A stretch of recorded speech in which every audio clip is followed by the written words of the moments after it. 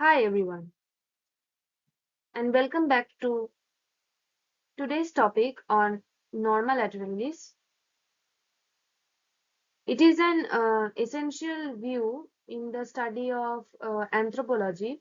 Uh, this lateral view provides us some crucial insight into the cranial structure of human's cranial structure, which is very fundamental for understanding human evolution in biological anthropology, forensic identification, and other anthropological applications. So today, in Unfinished Curious Mind, we will specially focus on the key landmarks and sutures that define the Norma Lateralis. Now, firstly, we will just quickly understand the definition of Norma Lateralis. Norma Lateralis refers to the side of the means side view of the skull. Lateral, the term laterals means side. So, normal lateralis refers to the side view of the skull, which usually offers a comprehensive look at the external features of the cranial bones. This view is particularly important for studying the relationship between various cranial landmarks and sutures. As we have already discussed in the previous videos, these features helps us to see the variation when it comes for some finding the evidences or distinguishing the skeletal remains from which we will look at what the ancestry this skeleton remain belong from. So we can find out all these things from these using the techniques and knowing these parameters. Nextly, we will discuss about the some prominent bones that we can visibly observe in lateral frontalis. Quickly, we will discuss about it. As we can see the frontal bone which located on the anterior part, then the parietal bone which is located in the central part. Parietal bones on the other side also you can see the parietal bone. As we all know that the parietal bones are two, and then the occipital, which is the posterior position of the skull. Then we will know about the temporal bone. Temporal bone, it is slightly above from the auditory meatus, and then the sphenoid under the cheekbone or zygomatic bone. There is a maxilla. Maxilla is basically the upper jaw bone, and mandible is the lower bone, which is thick among males. Then we will understand about the some little bit of the landmark and some key features, key skeleton landmarks with example. Glabella. As we all know that glabella is situated here. So glabella is the landmark which we used in craniometry or somatometry. Cranium, it is basically a landmark which is situated between the two eyebrows on the frontal bone. It is just to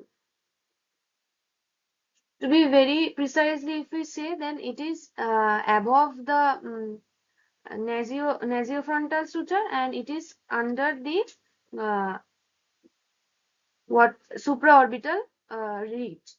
Then we will talk about external occipital protuberance, which is located at the back of the skull.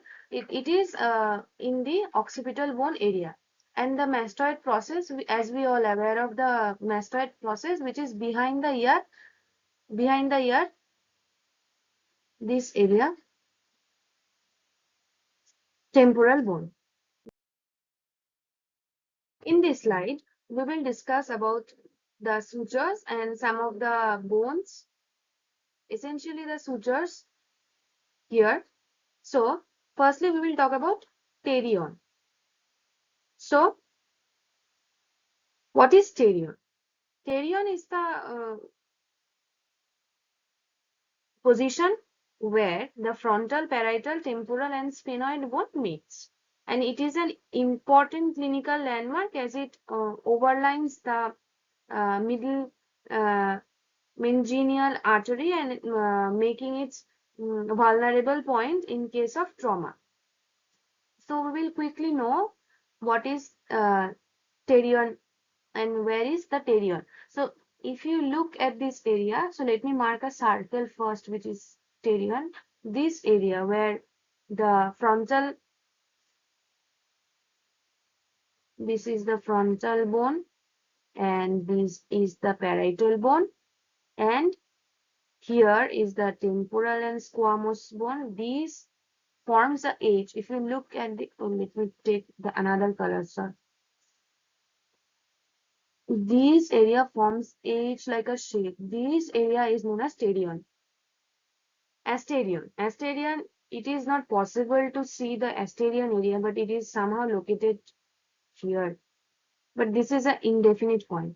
Asterion is located of the parietal and occipital and temporal. The Asterion is another significant landmark, but it is not a definite landmark.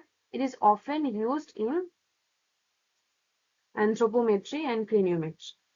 External auditory meters, external auditory meters, if you see, then external auditory meters is located in the is the ear canal opening. That area is known as external auditory meters, like this, and then zygomatic arch.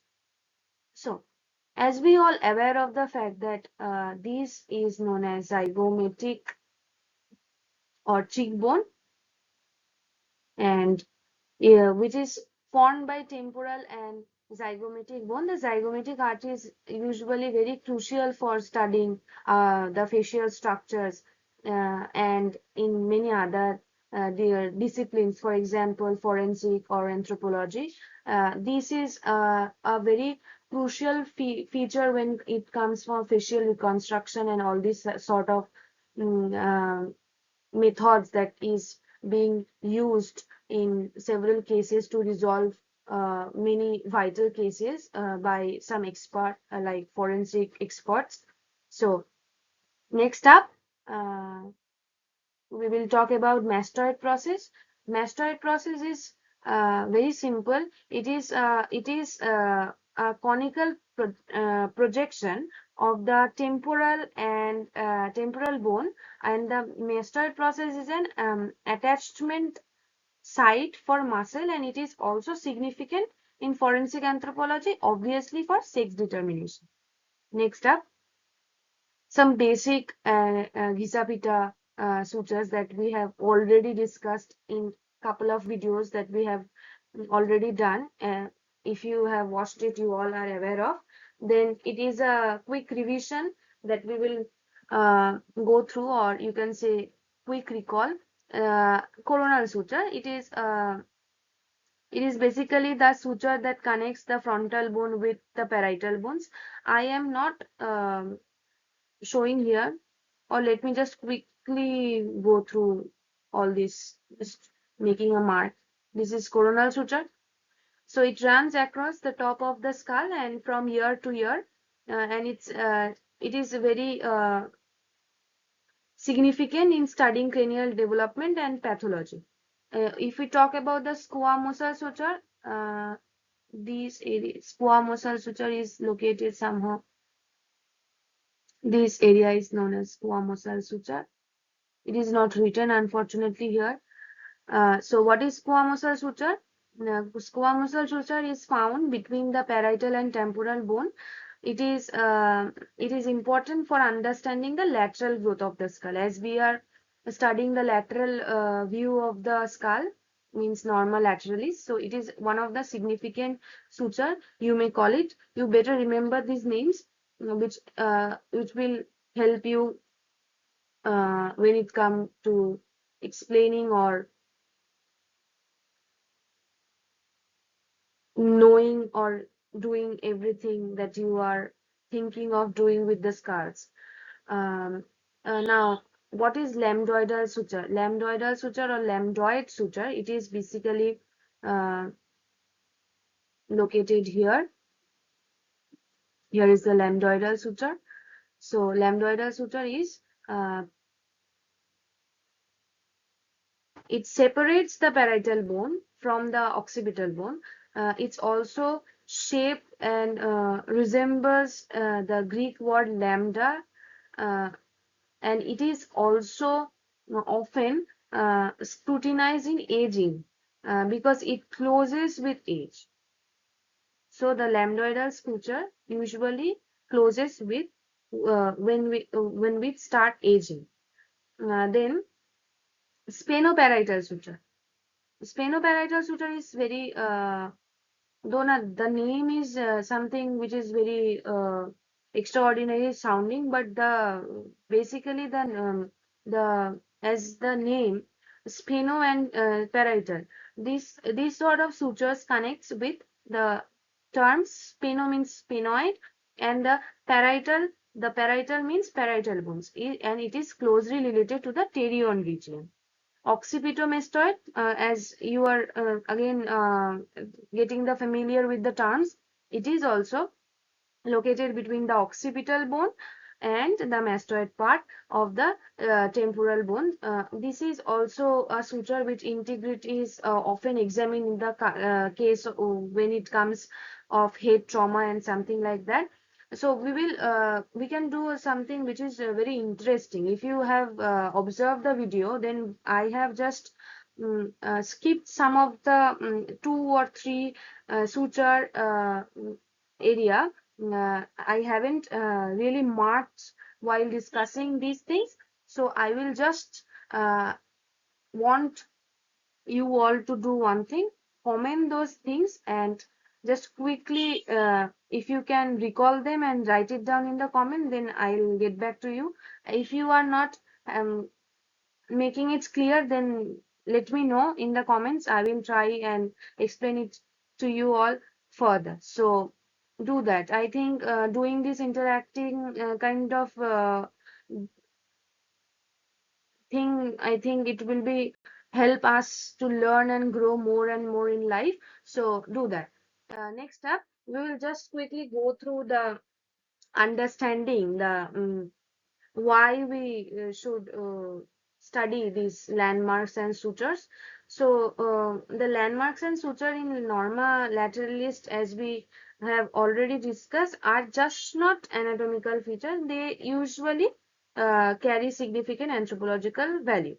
We all have understood this after studying those two already we have done, Norma basalis and Norma uh, verticalis, and we are doing Norma Lateralis. Okay, so in forensic, obviously in forensic we study suture like the lambdoidal and coronal sutures are used to estimate age at death as they fuse at as we all know that the rates of over a person's lifespan. And then evolutionary studies, the pterion and other sutural landmarks help in comparative studies between modern humans and ancestral hominins, as we all aware of the fact that as an anthropologist we not only uh, just study the present day human variation and human evolution, we also quickly do stuff which is associated with the primatology or some we distinguish and try to find similarity or we try to bridge the gaps between ancestral hominids and the present day human beings, and shedding the light on the evolutionary changes in cranial structure that human being present days going through or in future. So lastly we will talk about the another point, which is also craniofacial reconstruction, as we have discussed about this slightly into the previous slide of mine. So we will talk about the what craniofacial reconstruction is all about very briefly. It is a landmarks such as for example zygomatic arc or mastoid process. Both are very essential in forensic reconstruction. It actually helps us to approximate the facial features from skeletal remains. Uh, Other than this, there is a in this chart I have mentioned about the application in the forensics. So I just quickly gave an example and try to explain this. So in a conclusion, we can say that Norma Lateralis not only provides a well information of for anthropologists but also who are enabling to study the cranial morphology and forensic identification and evolutionary biology. By understanding the landmarks and sutures, in this view, I believe we have being able to gain deeper insight into human variation and development and our evolutionary past. Thank you for your attention. I hope this video is very helpful and has enhanced your understanding for Norma Lateralis and its crucial parts and roles in anthropology. Now, I would like to open the floor to any question you might have. Then you can comment me or you can DM me on Instagram. I will try to provide all the media links and media uh, names on the previous slide. Till then, for more such content, please follow my channel.